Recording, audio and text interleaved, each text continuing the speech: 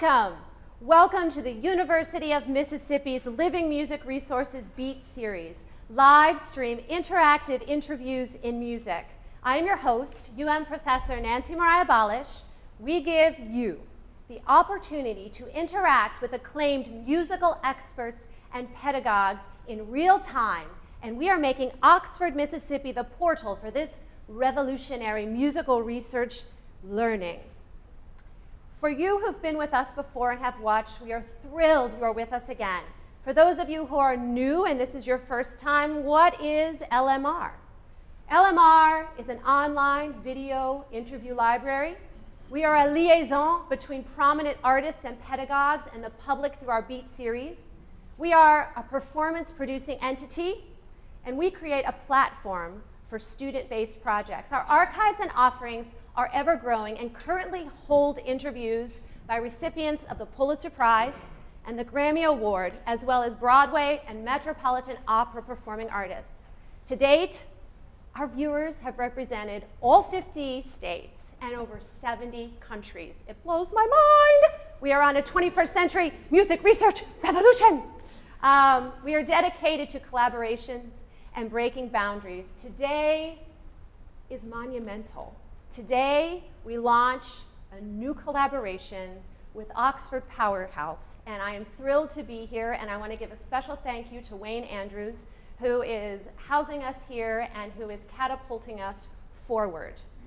In addition to this new collaboration today, we are going to be doing our beat this evening with Matthew Hoch, who is an author, a performer, a conductor. He's from Auburn University. He is a church musician at an Episcopal church there. We're also going to be incorporating in this beat choir director from Oxford High School, Thomas Ardrey. We're going to be incorporating a University of Mississippi student, Claudia Salcedo, and we're incorporating our very own St. Peter's Episcopal Church here in Oxford. So we are just collaborating. But let's get to our first guest here. But before we do that, I want to know, are you ready? Are you ready to tweet at LiveMuseRes? Are you ready to put some things up there on Facebook? We want to hear from you. If you're in this room and you want to speak up, raise your hand. Ashley's going to be out there. She'll bring you a mic. If you're at home watching via the internet, whatever state you may be in, post things. Let us hear from you. Let your voice be known. So who is Matthew Hoch? He's a talented singer. He's made his mark in academia, in the writing world, in the National Association Teachers of Singing, on the stage, and in church music. Help me welcome Matthew Hoch.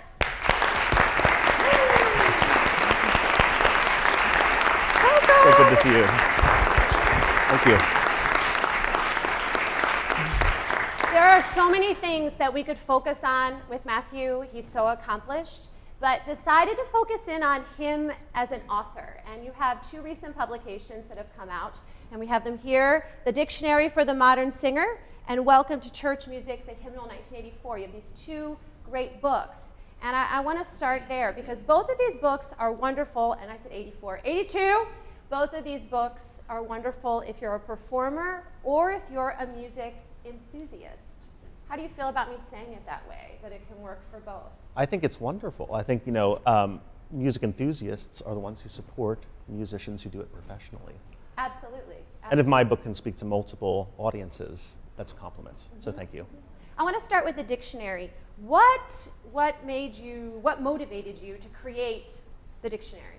I got a phone call and asked, will you write a dictionary? And I was naive enough to say, sure, that sounds like fun. And it took 3 years of my life. But no, I'll give you a little more information than that. It was the summer of 2011. The series had existed already. The series was called the Dictionaries for the Modern Musicians series. It was put out by Scarecrow, which is an entity of Rowman and Littlefield. And there were several volumes. There was a flute volume, a clarinet volume, a trumpet volume, and they wanted one for singing. And Bennett Graff, who was the editor at the time, called several people who were high up in the National Association of Teachers of Singing. They said, hey, can you think of anyone who kind of has a breadth of knowledge in singing, maybe does multiple things like both art song and opera and church music, and someone who's young enough that they're willing to do a whole lot of work, for maybe not so much money, at least at first. And my name was on the list, and they called me, and I was one of the proposals that they reviewed, and they selected mine. Great. Fell into my lap. Was it hard to narrow down what your entries were going to be? I can imagine if I were working on something like this, I'd be writing like possible words and terms like on my hand or on scratches of paper. I mean, how did you narrow it down? Yeah, of course, because a singing dictionary, you might as well have a singer's encyclopedia. There's just so much that you can cover. So the flute volume had been the first volume in the series, and I really used that as a prototype in terms of this is the length that the book has to be. So my terms have to fall within this category. I can't have twice as many terms. I need to have about this number of terms. So knowing that it was not just a pedagogy dictionary, it was also, we had to cover voice science, we had to cover repertoire, we had to cover performers, I started thinking about a bunch of topics. And I said, what are the most important terms for each of these topics? If it got too jargony or too PhD level, if it was too far off the beaten path, I said maybe we won't have room for this one. We also made the decision not to include any entries on specific works and on composers, because that could have filled a whole dictionary in and of itself. Absolutely. So, because how many composers are there? How many works are there? If you start having entries for Vinteriza and individual albums, then it would get a little too cumbersome to manage. It's really such a great book to have in the voice studio. I find in my studio instruction, you bring up so much terminology all the time, and of course you can Google things, but I find nowadays we need to encourage young people to buy books, that it's great to have it all sort of in one fell swoop and in there. It's just the perfect supplement to that applied studio. Was that your main target to start? It was definitely my target audience. My editor at the time, David Daniels, who was editing the entire series, he's the author of the orchestral repertoire books for Scarecrow Press. I asked him, who's my target audience for this? And he said, imagine you're a very serious undergraduate student or graduate student and write down a lexicon of everything they need to know in 4 years. Right. So I'm not sure I did that because there's a whole lot to know, but it's a good starting point, terminology-wise. Who else do you envision can use this book successfully? Where else do you see it besides the voice studio? Well, I gave a book talk at Auburn University, and I was amazed at the number of people from disciplines that had nothing to do with music. It's a big campus, so I had never met some of these engineers and architects before, but there are a whole lot of people who are enthusiastic about the art of singing, and several of them bought the book and have gotten back to me and says, hey, I really enjoyed this, I didn't know about this, or can you explain this a little more to me? That's the thing I realized, and why I wanted to sort of bring it this subject for this beat was, yes, we're talking about music, and yes, we gear it more towards perhaps the professional or the person studying, but it lends itself so well to the appreciator. Someone who wants to have that book on their shelf that they just want to reference to and look up, and there's just, you can, we've all gone to something, a lecture outside of our specific area, and someone says a word, and you're like, what did they say? And this is the perfect place to go to find out what it is. Yeah. Question from one of our students. This is from Faith. What are the top terminologies that you feel are the most important in terms of good quality singing and vocal performance? There are too many to list. If you're a singer, you need to know a lot of terminology, and I think especially freshmen, if you come in, at least with my background, I loved singing in choir in high school, I loved playing in the band in high school, but I didn't really get to know art songs and operas until college. Right. And that's typical of a lot of the students I teach too. They're very talented, but they have a lot to learn. So you kind of have to jump into this deep end of the ocean and learn lots and lots and lots of terms. I think the kind of terminology that's most important to know is some of the more current terminology that's coming up, which makes writing any print book hard because this is changing all the time. But the past 30 or 40 years with voice pedagogy have been transformative. Voice was taught the same way for centuries, and then all of a sudden we're in this fact-based science era of voice teaching. And so much terminology is changing, and now that we have fact-based, outcome-driven studies that are kind of changing our concepts of some things. We have this technology in the studio that's never been there before that a lot of people are excited about and using. So it's only as old as the publication date, which is 2014, but I tried to really go as current as possible. And since this, I'm looking toward a second edition at some point. I have a notepad of 30 or 40 more terms that have come just since 2014. I'll give you a little side note. So it's a really exciting time. Matt and I met for the first time in Texas this past spring, and I will tell you, he would at random moments. You would be like, oh, there's a word, and you would. I saw you in person. You would jot it down, or what did you say? Yes, blah, blah, blah. So I think that's good. I love all the supplemental stuff in the back. So even though most of the book is I was going to say topical, that's the wrong word, but just lots of little bits of information, in the back you dig deeper with the supplemental offerings in the back, where you talk about health, and you talk about taking care of the voice. You go into song cycles and operas listings. How did you decide what was going to go in the back? There was a certain body of information that I thought it was essential for students and voice enthusiasts to know about that didn't really work well as dictionary entries, where you have to confine things to one paragraph. So for instance, performance anxiety. That's not really a term to define so much as a realistic worry that a lot of performers have and something they have to manage. A simple term, it's not really a term, it's something we have to help them with. So I engaged an essayist for that topic who is an expert on that subject to expound upon that at greater length. There's also a list of medications in the back, and how they affect the voice. So things that didn't lend themselves well to dictionary entries were included in the book as supplements. It really is great, because you have this great balance where you have all the terms, and then you have this other areas that are expanded upon. It's wonderful. One thing you have in the appendix is the history of singing, and pointing out when sort of song began. And this is going to help segue to another part of math that we're going to talk about, all the way back to Gregorian chant, developed in 750. I think this is a good segue to talking about your welcome to church music and the hymnal. And something I'm going to dive in tonight is how we can bridge sort of the sacred with the secular, going into that mentality. I'm going to quote you for a second. In the hymnal book, you say, music unquestionably heightens emotional experiences. And I couldn't agree with that more. It's a beautiful statement. You also stated when you wrote this book, by writing this book, I hope to welcome many others to the Episcopal Church by introducing them to its magnificent music. Also, I think, very well written. And again, this idea of bridging the two,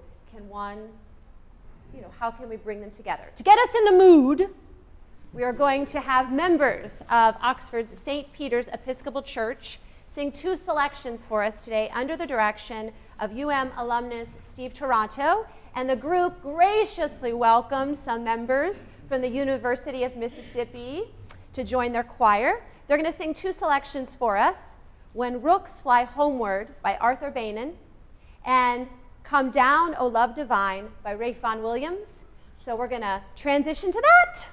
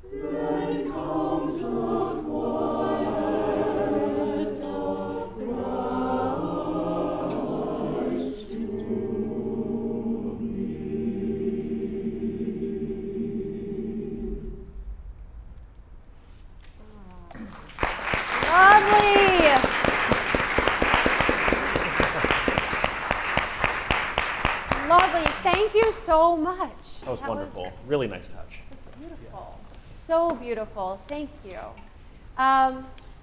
Makes me want to say another quote of yours, Matt, from your book. We humans are a musical species no less than a linguistic one. This takes many different forms. All of us, with very few exceptions, can perceive music, perceive tones, timbre, pitch intervals, melodic contours, harmony, and perhaps most elementally, rhythm. We integrate all of these and construct music in our minds using many different parts of the brain. And to this largely unconscious structural appreciation of music is added an often intense and profound emotional reaction to music. Can't go without saying.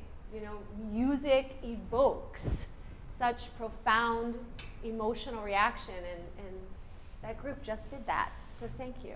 Let's give them applause again.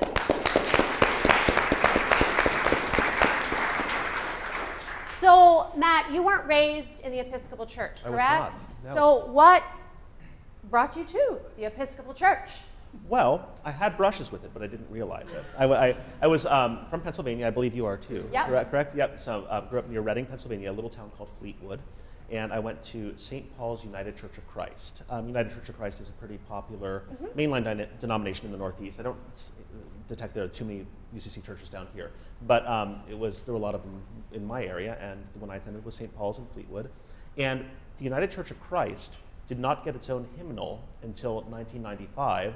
And I grew up singing from the hymnal 1982, which was the Episcopal Church's hymnal. But I didn't realize it at the time. Yeah, but I was growing up with this Episcopal music, even though I wasn't technically in the Episcopal Church. But then, when I went to college, I started working for churches as a paid singer, as a choral scholar. And then after I graduated from college, I also began some choir master positions at churches. And I experienced a lot of different denominations during that time. I worked for Episcopal churches, Methodist churches, a Presbyterian church, a Catholic church, an American Baptist church. And this is a long time. You made the rounds. Over the course of a decade or so, and I kept moving, so I would go wherever would hire me. And when I found the Episcopal Church, it was really the music and worship experience I had been looking for my whole life, because it was a mainline church with similar beliefs to the way I was raised, but it had a liturgy and a musical style that really spoke to me on a spiritual and musical level. So to me, it was the best of both worlds, and I've never left. And then I met my wife while I was working at Trinity Church, Boston, and we got married in Trinity Church. And so she was a cradle Episcopalian, and I'm never going back at this point. So You're now set. No Yes. more of this wandering around. Yes. You know, church music, or the idea of being a choral scholar, is a wonderful way for singers to gain employment. What type of opportunities do you think there are for young people in the church? Well, when I went to college, it was a great source of some extra money as a voice major by working in the local churches. But I don't view it as a part-time job. I really don't. I view it as an outreach, as a ministry to the students. If they're interested in sacred music, if they're interested in serving a worship community through their God-given gifts with voice, I think there are wonderful opportunities for them to have a fulfilling experience that doubles as a part-time job. So when you're hiring that choral scholar, what are the main things that you're looking for? Dependability, number one. Someone who's going to show up every Wednesday and Sunday and not oversleep and not be 10 minutes late.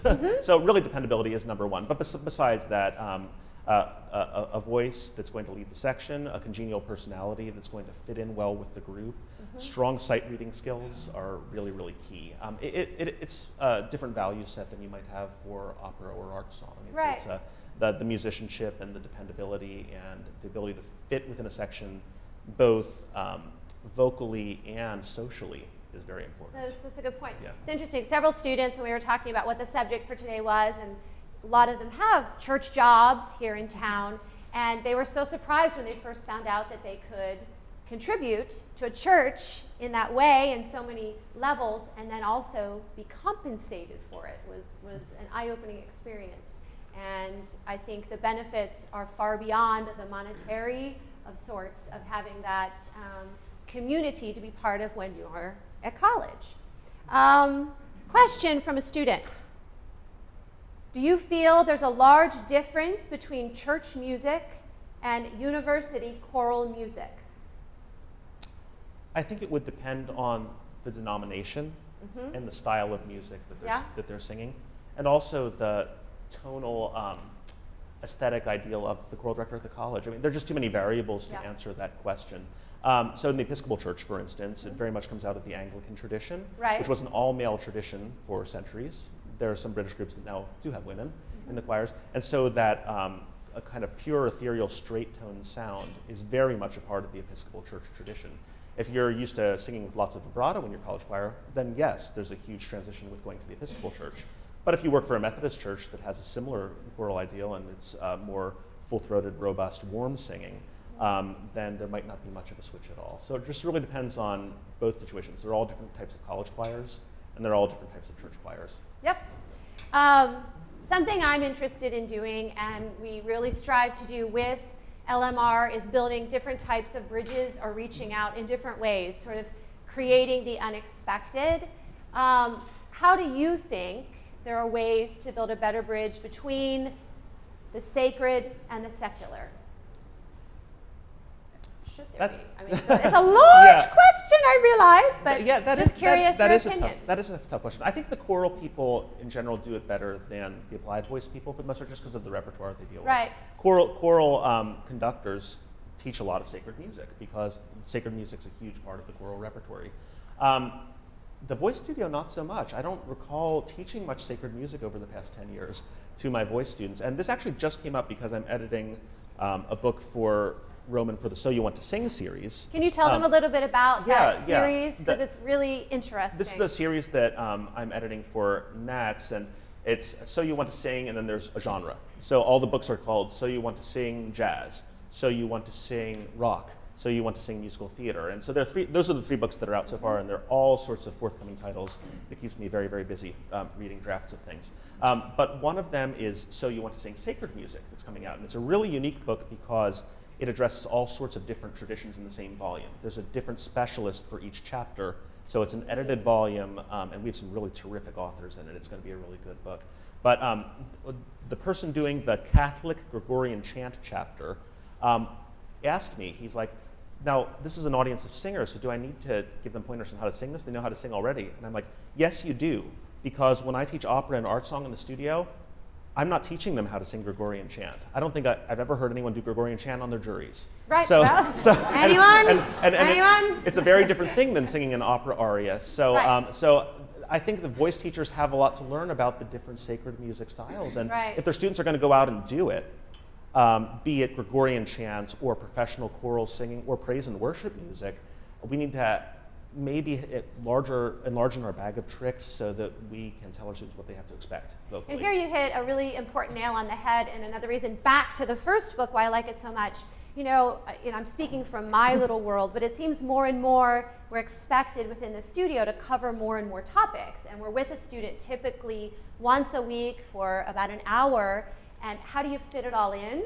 And your dictionary is a great way to fit a lot of that in, and this So You Want to Sing series, it's another great way you can share, look at these texts, look at these references to go those different directions when you only have that little bit of time with your students. Sure. So it's great. Question from Cody. As a performer and conductor, which love came first, and how do you think the two are similar, different, or influence each other? That's a great question. I think most of us sing first and fall in love with singing. Very few 6th, 7th graders are conducting already. And I remember that some of my first experiences, having that experience where, I might want to do this for the rest of my life. Pennsylvania had a very good festival system, so I remember getting into junior county chorus for the first time. I had sung in my chorus my whole life at home, but this is the first time I was singing with 200 voices in 8-part harmony. I sang soprano that year. Mm-hmm. There were 2 of us out of 198 girls out of 100 singers. Wow. And the other boy soprano was Stephen Sands, who went on to a wonderful professional career as a tenor. Nice. And he went to a neighboring high school of mine. But I remember that goosebump experience, singing. I didn't realize voice was something you could study until years later. I thought you took piano lessons and you took saxophone lessons, but singing was just something you did. Right. So I didn't realize that you could study until years later. So definitely the love of singing came first, but the love of choral music came long before the love of opera and art songs. So it's a messy answer. Right. I fell in love with choral music. I fell in love with singing choral music first. Mm-hmm. And then later on, you have to, especially if you want to go on like what we do and teach college, you have to make a decision when you're 22 years old. Do I want to teach voice or do I want to teach choral? And I think that's really unfortunate that things are so pigeonholed now. You're forever defined by what you get your MM and DMA in, and there's very little crossover. So I chose the voice route because I really love the repertoire of the opera and art song, but I've always loved choral music, very much. I want to go back to what you're talking about, your childhood experiences. Do you have a distinct memory of the first time you sang with a conductor who really made an impression on you? I had a lot of conductors, who made impressions on me. Mm-hmm. And it's probably unfair for me to single anyone out, but when I was 18, I remember I spent my freshman year at Westchester University in Pennsylvania, and the conductor there at the time was named Donald Nally. Mm-hmm. And he's now, he's won several awards from Chorus America, and he's really a specialist in new music, but he's done opera choruses also. He's the director of choral activities at Northwestern now, after a long career as an opera chorus master. But I remember what really was so much fun to sing under him, and what really changed my life singing under him was his deep artistry and also his sincere love and commitment to all these different styles, because he was an opera chorus master, he was director of music at St. Mark's, which was an Episcopal church in downtown Philadelphia, and he ran Choral Arts Society of Philadelphia all at the same time, so into large chorus works, sacred music, opera, and that was very much who I was too. As you can see by a generalist dictionary, I love all sorts of stuff. Yeah, definitely. So just the breadth of what he was able to do and bring to so many different styles of music was really, really cool. I mean, we talk a lot about the huge impact, obviously, teachers have on young people's lives, and I think that conductors can be teachers, but I vividly remember the first time I had to do an audition in front of a conductor, and just that idea of following and all that fun stuff, and just it makes a huge impression how you approach the art form and how many other things, variables actually go into the actual process of singing and making music and all of that. You do a lot, Matt. You got a lot of irons in the fire. Thank you. How do you balance it? How do you balance it? Because I think that's something that university folks struggle with nowadays. We're expected to do so many different things, and you seem to juggle lots of balls pretty well. Well, I'm glad you think I do it well. I don't always feel like I do it well. I'm never really caught up. The to-do list is always endless, but I try to use my time very efficiently, and I have an amazing wife who it helps take care of a lot of family matters while I'm either not at home or on my computer instead of spending time with the family. So and that's probably the hardest thing to balance is spending enough time with my kids during these really awesome early childhood years. So I do my best to balance, but it's very, very difficult. I understand. The to-do list is always there. It's like when it finally gets, I say, to done. I'm like, yay, we're to done. So when you're picking projects, what is the thing that guides you to know which one's a good way to go? Do you go with a gut, like when you get the call, or you just always take it? I say yes too much, which is why I'm swamped all the time. But as I'm moving along, I am having to pick and choose a little bit more, and I'm really starting to figure out my areas of specialty. And just in the past year or two, I've started to say, I've done something like that already, or it's not just with writing, it's also performing. I've already performed here. I think I'm going to take a rain check on that until next year. So since the calendar only has so many open dates on it, you have to say yes to some things and no to some other things. So I try and keep things interesting and always try something new. And I don't want to get too comfortable by. How do you think your students respond to that? I mean, what do you think that the impression of how you're doing these many things? I mean, what kind of reaction do you get from your students? Well, they're often not along when I'm doing these things because they're out of the area. But they know that you're doing them. But yeah, no, I have a great group of kids at Auburn, and they always ask me about my trips, and I enjoy learning something new or having a new experience and bringing that back to the studio. That's great. Yeah. It's great. Or the classroom. All right. What we always do during a beat is play a game. I feel like everyone's getting quiet and serious in here. We got to whoop it up a little bit. So we are going to have our game time. Could we please have our intro into the game?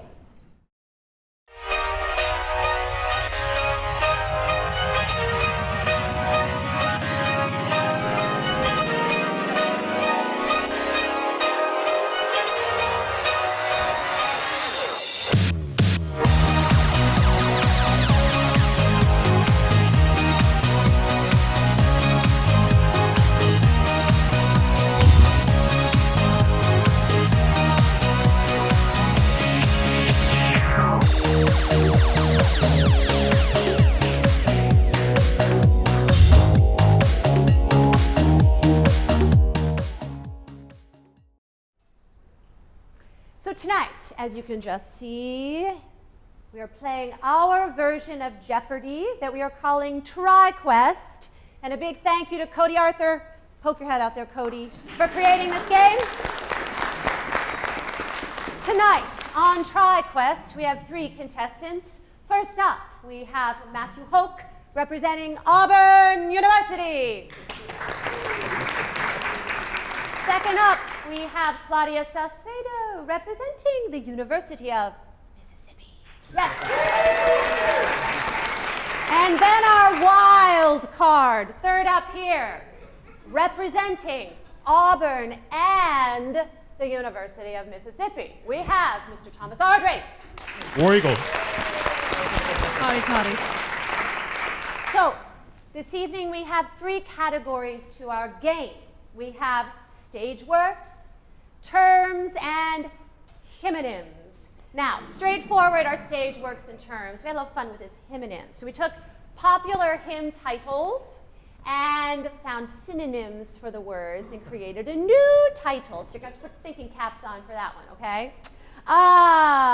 There's a dollar amount. We're going to go in order like they do on Jeopardy, and I will give you the answer, and then you will pose the question. Are we clear on the game? Yes. Then we have the lovely Rachel, who will be our scorekeeper and make sure, I should say she's from the accounting firm, I don't know, yada and yada.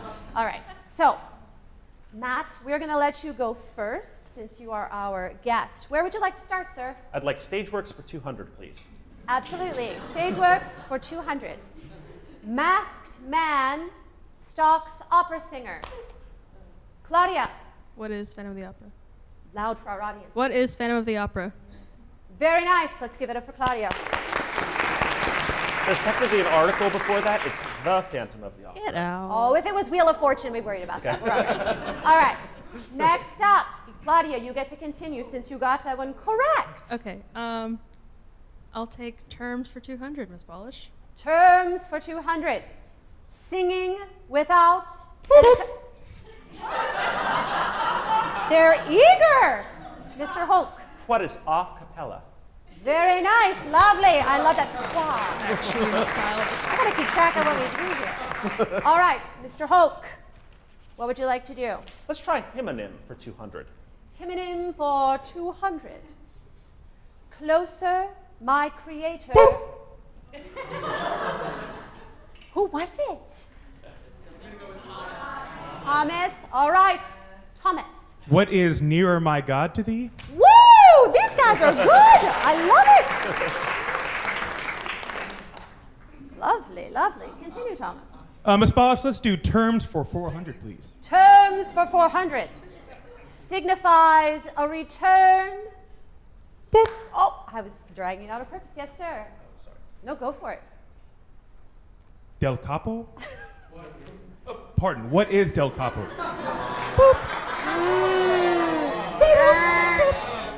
Claudia. What is coda? I didn't finish the whole thing. I was purposefully drawing it out. You want to try, Mr. Hoch? Read the whole thing since I'm the only one left. The sass with I you. shall. Signifies a return to the beginning of the piece. Boop. What is Del Capo? Da Capo. Da capo. Yes. We will take it, sir. All right, lovely. All right, moving on. Mr. Hoch. Let's have Stageworks for 600. Stageworks for 400. Oh, you have to go in order. Okay. Yes, It's you not have like, to go not in like- order. it's not like You can't Jeopardy. jump ahead here. You can't jump ahead. Feline dances and sing. Yes, sir. What is cats? Yes! Continue, please. Now we'll try Stageworks for 600. Stageworks for 600. Madonna stars in the movie musical. Boop.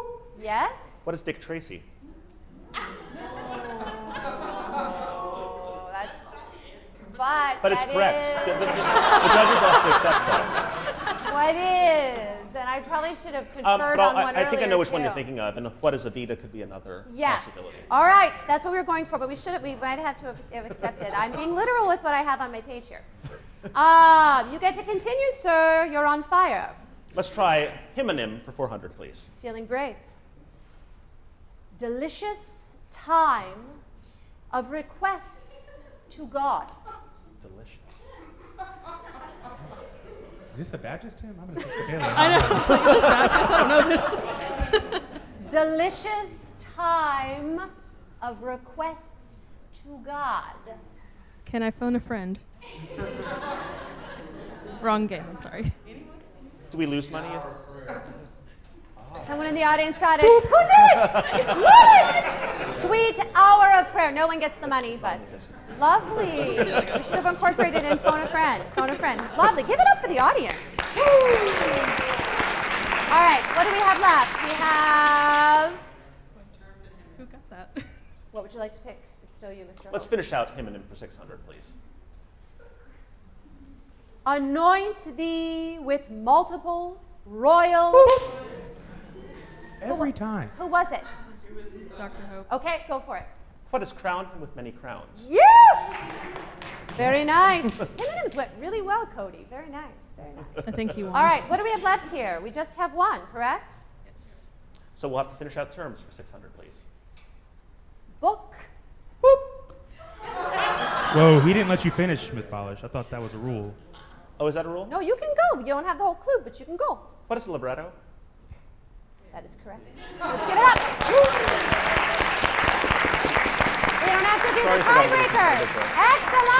Excellent. Didn't show Very at all. nice. Did not Very show. nice. We made our guests look good. So we have a score. We're going to tally. I think we have a clear I think we winner, know. but we're still going think to. we're Do we have to say We're it? still going to. Can we just leave? With 2,200, it goes to Matt Hoch. All right, give it up for Matt Hoch. And I would like to thank our contestants. Thank you for participating. Thank you for participating. Appreciate it. You are our TriQuest champion of living music resources for you, sir. Thank you. Here. It's very You nice. can take that home and put that on a prominent shelf. Thank you, guys. Thank you. Thank so you. much. Thank you. That was fun. Thank you. Very clever. I think Cody did a great job on that. I want to go back now, shifting back to the dictionary for a moment. Not to put you on the spot, but a question did come in from a student. What are some medications people might not know affect the voice? Now, I know you're not a doctor, but is there anything that you, just in your own teaching, talk about or suggest? Disclaimer, we're not doctors, but Yeah, this was just to definitely talk one about. of the, whenever there's any medical issue, Right. Singing teachers ethically have to say, we're not the experts, go see your ENT, go see your speech language pathologist for advice on this. Right. And that's what I did with my book too. So I'm not an expert at any of the things. But what I would say is that almost all medications, unfortunately, affect the voice. Right. And almost all of them, I'd say 80, 90%, from the best of my knowledge, dry the voice. Right. So when in doubt, if you're on medication for anything, assume that it's going to affect the voice in some way. When you're on the fence about should I medicate, should I not medicate, and you have a recital that evening, try not to medicate if at all possible. But all of those medications, ask your physician, consult resources. My book has the long medication list that, and I've cited the National Center for Voice and Speech Right. for that. That's current as of 2014, but there are more current websites that are out there too. National Center for Voice and Speech, ncvs.org, has a database that try and keep current all the time with Right. medications. Do you feel that in studio instruction nowadays, more of these topics are being covered? You already mentioned there's more science being integrated into the actual teaching of voice. Sure. Are there more of these topics that teachers are willing to, again, not say they're experts on, but to guide and steer? Well, yeah, there's more information now than there's ever been before. So if you're interested in anything, chances are you can look it up, or either through a print resource or through a website resource. And there are other organizations besides NATS, like the Voice Foundation in Philadelphia, Right. that are really committed to voice science and medical issues. So yeah, there's more information than ever before, and we're starting to see specialists in different areas who are weighing in with their expertise with all of these topics. Absolutely. That's great. That's great. You're very involved in the National Association Teachers of Singing. Yes. For those who don't know what that organization is, could you share a little bit about what NATS is for the community folks? Oh, sure. It's our national organization of singing teachers. So university teachers, private studio teachers. They publish a journal of singing 5 times a year on various voice pedagogy topics. I've had a long affiliation with them. They have a wonderful intern program for young professors that I did 10 years ago now. This is my 10th anniversary going to the Wow. NATS intern program, and that was a really life-changing experience for me. Where did you go for your internship? I went to the University of Missouri, Kansas City, Okay. and my master teacher, this program is basically mentored teaching. It's starting to occur now at universities with master's in voice pedagogy programs, but it was unheard of 20 years ago. Right. So what you would do at these programs is they have 12 interns, usually young college professors or private studio teachers. You're supposed to be within your first 5 years of full-time teaching. You teach 2 students over the course of 10 days, alternating days, and then you have a master teacher who's a more experienced teacher, someone at the end of their career, who observes the lesson and then mentors you afterwards. This is what went well, what could have done better. So it's kind of a practicum that didn't really exist. I'm really excited to see some of the master's and BMA voice pedagogy programs that are out there now that are really focused on teaching. But I went to what's probably a pretty normal DMA, which is performance oriented. You give Right. 3 recitals, you write your dissertation, and then you're eligible for college jobs, and you've never had any sort of mentored practicum. So Right. the NATS intern program really gave me that, and it was a really fantastic experience. And then I've got roped into doing all sorts of other service positions for NATS, including being the registrar of the state and regional auditions. Doesn't sound very and every other glamorous. office for the local chapters under the sun. Right. And I hosted a program, not as elaborate as what you're doing here, but called NATS Chats. Yes. I was the host of that from 2006 through 2011, and then Kari Ragan from Seattle took that over. She's doing a wonderful job. And now I'm editing the So You Want to Sing series. for Right, NATS, which is a so- huge job. So yeah, Nats and I are very good friends. Yeah, yeah. Now I want to segue. Later this week on Thursday, you're going to be doing a program here in Oxford. I am, You're going to be yes. collaborating with Amanda Johnson, who's on the faculty at the University of Mississippi. Can you share a little bit with the audience what you're going to be doing? Sure. We've gotten the privilege of doing this program several times this year. We're doing, the theme is journeys, and we're specifically journeying in very distinct German Romantic ways and French post-surrealist ways and English seafaring ways. So it's a program of Schumann, Poulenc, and English seafaring songs, and just some of the best repertoire from three of my favorite genres, which are German Lied, French Melody, and British art song. So Great. it'll be a great time. We've gotten to do this program at Auburn University early this year. I've actually partially funded on a SEC grants collaboration Right. Here, so it's really great to be able to Lego with a faculty member from another SEC school. We also did this program at Mississippi University for Women in Columbus back in September. It's great. So So glad to be everyone doing should it be here. there Thursday night to watch. It won't be live streamed, I'm sorry, but to be there to watch.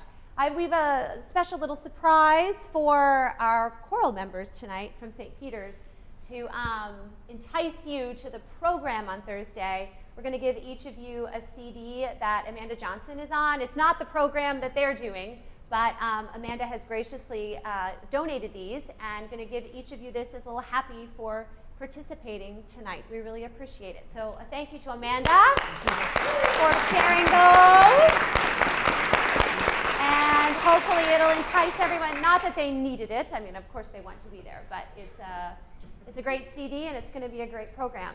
So moving forward, what are your future projects? What are some things you're going to be looking to do? There are some I can talk about, and there are some I can't because right. the ink isn't quite dry yet on it. But right. the ones that are out of the bag, I just finished a manuscript for a book called Voice Secrets. It's a very alluring title, isn't it? It is alluring. Are we allured? This is I am. This is my first co-authored work. I'm collaborating 50-50 with a friend and colleague from University of Nevada, Las Vegas. Her name's Linda Lister. Linda's great. And yes, you know Linda. Everyone knows Linda.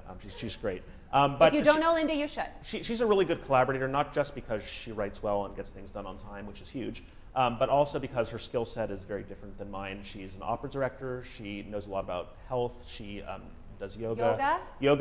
Great with acting and stage presence issues. So we kind of divvied up 100 secrets within voice, or they're not really secrets. They're things that would make you a better singer. Great. And I took some of the topics for voice science and repertoire, and she took some of the topics for body work and stage expression. And right. We each wrote 50 entries, and that should be available for the conference this summer with Nats. Great. Yeah. And then also these books that are coming out with the So You Want to Sing series. So You Want to Sing Sacred Music. I edited that volume, and I wrote a chapter in that, and that'll be out this fall. And then there's some other things on the more distant horizon. On the more distant horizon. All right, my audience here has been a little bit quiet. Does anyone have a question they want to ask or a comment? Oh, I see 2 hands. We're gonna make you thumb wrestle or something. No, I'm kidding. We'll go back to, I think that's Anna back there. We'll start with her. To stand. Sure. You kind of touched on this earlier whenever you were talking about university students singing in local church choirs. What would you say would be the benefits of getting someone from outside your church congregation, from a university, versus the traditional method of just drawing choir members from the congregation that already exists? I've heard kind of varied opinions about whether or not that's a good thing. So what do you think about what the benefits are of having university singers in your choir that might not even be of your same denomination or, anything like that? What do you think? Right. Well, I think that's a great question, and I think it's absolutely fantastic to have a diverse demographic within your church choir. The model that we have at Holy Trinity in Auburn is that we have a choral scholar program, which is it's anywhere from 4 to 6 choral scholars, which is university students. They're not professional singers. This is not a 40-year-old who lives in town who I'm paying. These positions are only available for the university singers. And it's viewed as a major outreach for us. If we're an Episcopal church or any denomination church in a college town, it's our way of reaching out to the university and say, hey, come join in our worship community. And it's been received very well, and these students have kind of been taken under the wing of the local members of the church, and they attend their junior and senior recitals when they come. The students in turn help out with the spaghetti suppers, at church. So it's a really good thing. In terms of the denomination, I get a mix. Some people who audition for the positions have been Episcopalians their whole life, and naturally they are going to go to that church anyway, so they want to sing in the choir as a choral scholar. But I get just as many requests from people not from that denominational background. And on our church's website, I specifically say all denominations are welcome, because part of our outreach is to introduce our tradition to people who might not have experienced it before. I became an Episcopalian because I fell in love with the music, and that's happened several times through these positions also, where a student says, I really like this, and they wind up getting confirmed. So it doesn't always happen, and we're not pushy about it. That's a very personal choice that they make. Right. But we do view these positions as outreach positions. Thank you very much. You're welcome. Another question. We have to wait for the microphone, though. Yes. I'm going to make Ashley run. No, I'm kidding. Ah. Thanks, Ashley.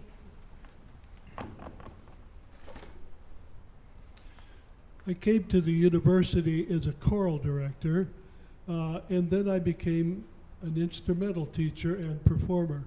But my question for you, there are two questions.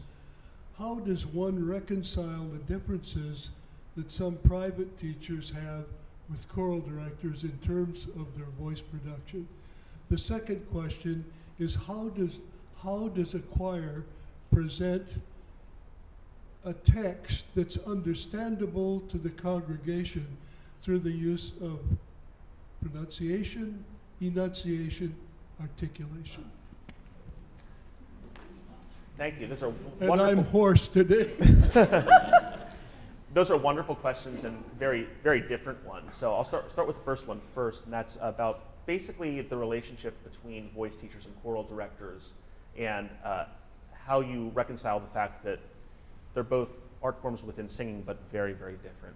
I'm actually giving a whole presentation on this very issue at the upcoming Southern ACDA about finding synergy, and it's based in part of my dictionary with terminology and how we ask for different things.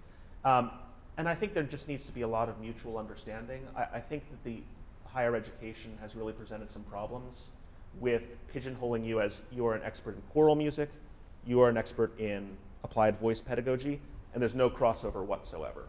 So, for example, when I did my DMA, it was all geared toward the solo voice repertoire. I gave my recitals, I gave the dissertation. Choral people generally aren't taking voice lessons anymore, if you can imagine that. They just aren't being given the opportunities. They're just doing conducting, they give their conducting recitals. There's not much crossover. I love choral music, but I don't have the time and funding to go to ACDA anymore, because till you go to NATS, until you go to Voice Foundation, until you give your recitals, there's not much opportunity for crossover. So I think that there needs to be a lot of dialogue between choral directors. There needs to be a lot of trust between the two in terms of not making assumptions or buying into myths. I think too many voice teachers buy into myths such as choral music will ruin your voice, or some outlandish hyperbole like that. I think too many choral directors you don't defer to voice teachers when it comes to issues of voice pedagogy. They don't affirm the voice faculty as knowing more than they do about voice pedagogy. So I think egos have to be broken down, and I think there needs to be more humble dialogue between deferring to each other as the experts. So I'm giving an hour-long presentation on that topic, but that's I really liked his answer. That was really well spoken. And the second question was communicating text. How does a choir present an intelligible text to a congregation through the use of pronunciation, enunciation, and articulation, those three components? Right. Palestrina had this problem too. Way back in the 16th century.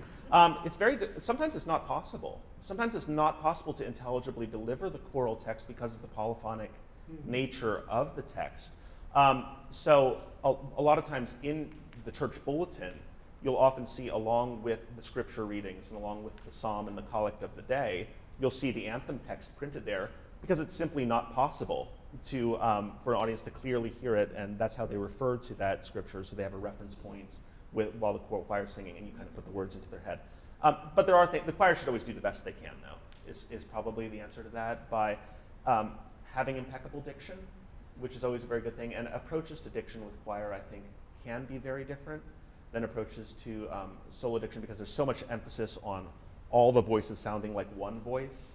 So when you break down the way that choirs pronounce texts, it's often a little bit artificial compared to if one would speak the text or if one were a solo singer singing the text. We spend a lot of time in my church choir talking about Anglican diction, which is very, very different than how you would sing a spiritual or how you would sing a distinctly American sort of folk song because of the vowel shapes are different. So I think there are technical things that choir directors can do to make the text as intelligible as possible, but depending on how the text is set, if it's a polyphonic text versus a homophonic text, it can be very, very difficult, if not impossible.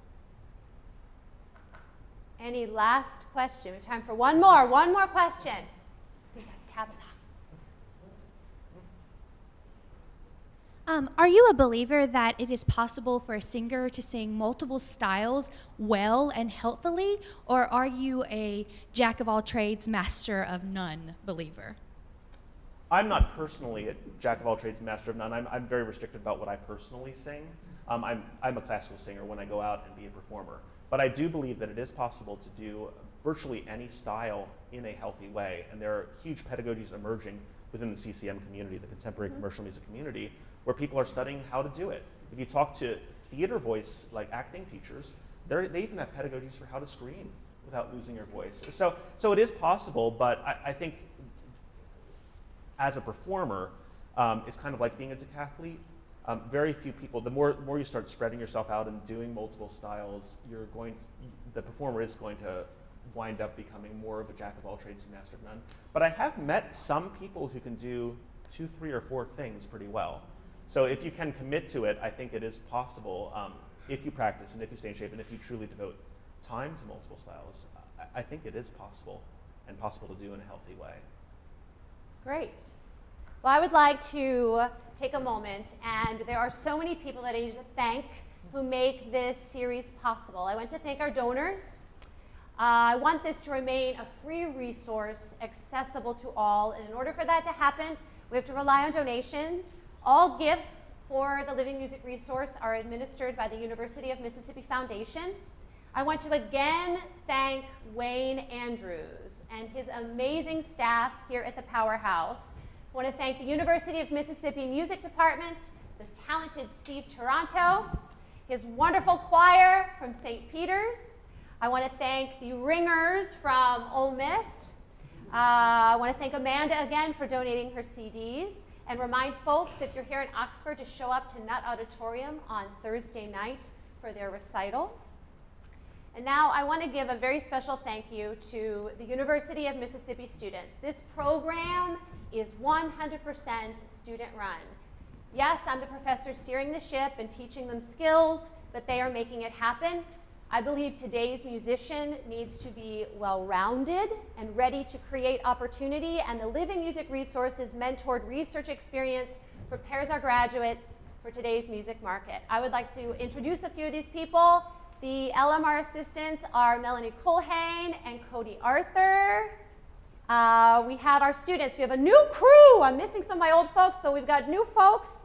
Lacey Hindman, Rachel Dennis, Faith Janicki, Ashley Ashmore, Sarah Nichols, and Olivia Sanders. Let's give them a hand. They're amazing.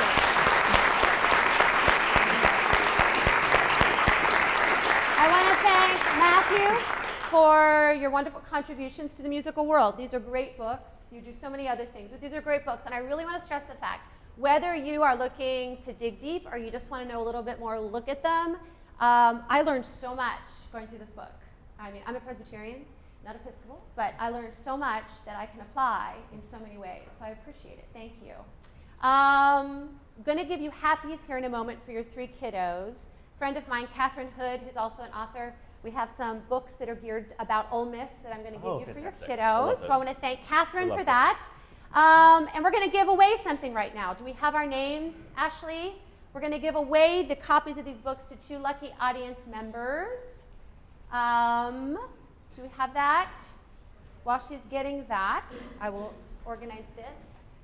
We didn't do the sticker under the seat thing this time. Some of you, when you came in, graciously gave your email address. So I'll use this moment to stress to those watching via the internet, please join LMR. It's free. You join. I can keep you up to date on what's going on, the events that are occurring, and things that are happening with the artists that we feature, too. We like to put things up about them after the fact.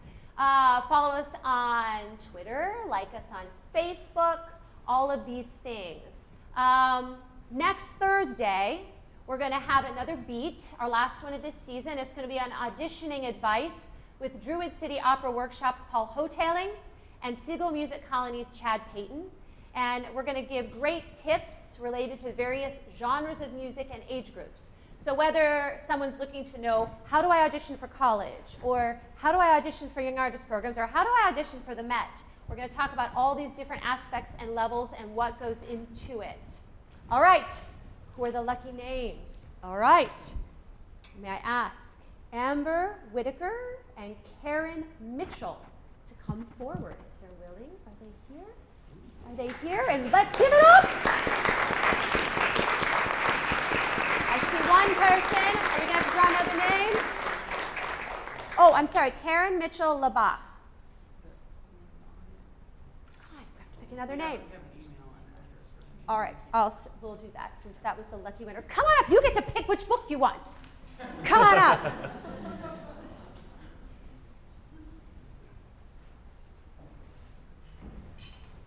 Which would you like? And we'll have Matthew sign it for you afterwards. Go for it. All right. All right. Congratulations. Thank you. Have a seat. Just stay on up for a second. And one last thing, this is on a personal note, but I would like to wish a very supportive, I'll try not to get misty, determined and loving mother, my mom, a happy birthday. I want to thank her for teaching me to work hard and believe anything is possible. So, I get misty very easily. So I just want to say see you all next Thursday for the beat, and this Thursday for Hoch and Johnson. The music research revolution continues!